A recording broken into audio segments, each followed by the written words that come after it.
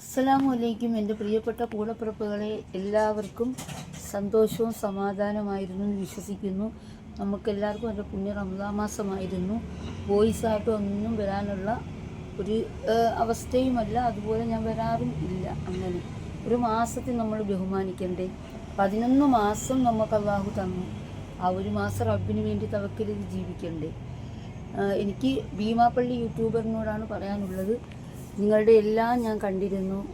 എനിക്ക് സത്യം പറഞ്ഞാൽ കാണാനും ഞാൻ അങ്ങനെ ശ്രമിച്ചിരുന്നില്ല, എങ്കിൽ പോലും കണ്ടിരുന്നു. നിങ്ങൾ പറയുന്നതിനോടെല്ലാം ഞാൻ കുറേ കാര്യങ്ങൾ യോജിക്കുകയാണ്. യൂട്യൂബറിനെ കുറിച്ച് നിങ്ങൾ പറയുന്നതെല്ലാം ഞാൻ യോജിക്കുന്ന കാര്യം തന്നെയാണ്. പലനാൾ കള്ളൻ ഒരു നാൾ പിടിയിലെന്ന് പറഞ്ഞ പോലെയുള്ള അവസ്ഥയിലൂടെ ഒക്കെയാണ് കടന്നു പോയിക്കൊണ്ടിരിക്കുന്നത്. നമ്മൾ ചെയ്യേണ്ട ഒരു കാര്യം, വീട്ടിലുള്ള കാര്യങ്ങളൊക്കെ സത്യം പറഞ്ഞാൽ വന്നങ്ങ് പബ്ലിക്കിൽ പറയുന്നതിനകത്ത് ഇതിൽ വ്യക്തത ഉണ്ടെങ്കിൽ വേണ്ടിയില്ല. എന്താണ് പറയുന്നത്? ക്യാഷ് ഇല്ലെന്ന് പറയും, പിന്നെ ക്യാഷ് ഉണ്ടെന്ന് പറയും, ഒരു നിവർത്തിയില്ലെന്ന് പറയും, പിന്നെ ഡ്രസ്സ് എടുത്തെന്ന് പറയും. ഇതൊക്കെയാണ്. ഒരാൾ അയച്ചു എന്ന് പറയും. ഇതൊന്നും ഞാൻ വിശ്വസിക്കുന്നില്ല.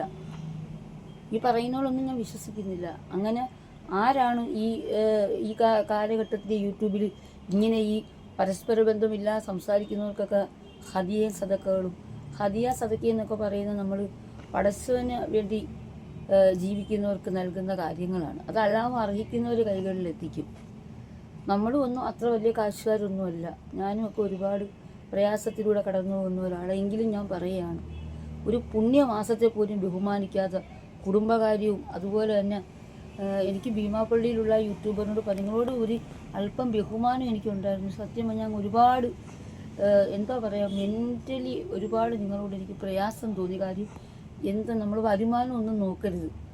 നമ്മൾ മക്കളെ കുറിച്ച് ഓർക്കുക, ഈ ഒരു മാസത്തെക്കുറിച്ച് ഓർക്കുക. ഏത് മതസ്ഥരോ ആയിക്കോട്ടെ, നിങ്ങൾ മുസ്ലിമായിട്ടാണ് ഇപ്പം നിലവിൽ ജീവിക്കുന്നത്, എനിക്കങ്ങനെ തോന്നുന്നു. അപ്പോൾ നമ്മൾ എന്ത് വേണം? അവരെന്ത് കാണിച്ചോട്ടെ. നമ്മൾ കാണിക്കുന്നത് മറ്റുള്ളവർക്ക് വേണ്ടിയല്ല, നമുക്ക് വേണ്ടിയല്ലേ.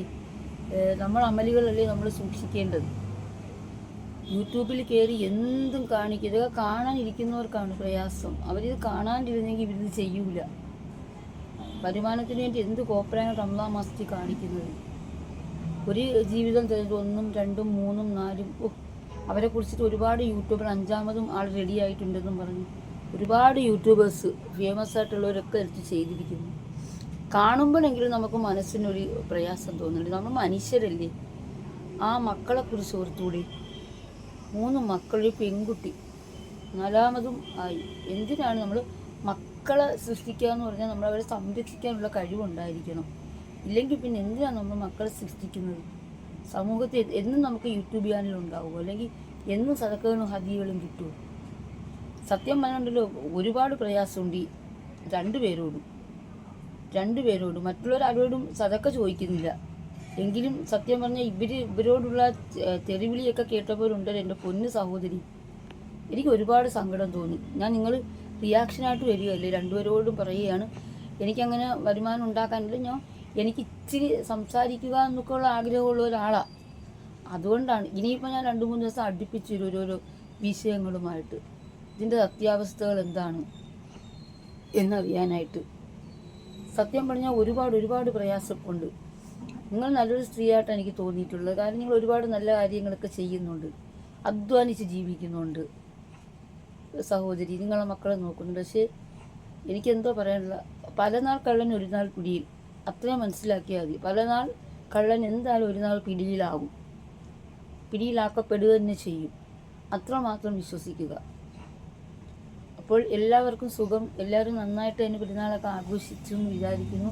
എന്നെ ഇഷ്ടമുള്ളവരും എൻ്റെ ശബ്ദം കേൾക്കാൻ ഇഷ്ടമുള്ളവരുമൊക്കെ എന്നെ സബ്ബാക്കണം കേട്ടോ.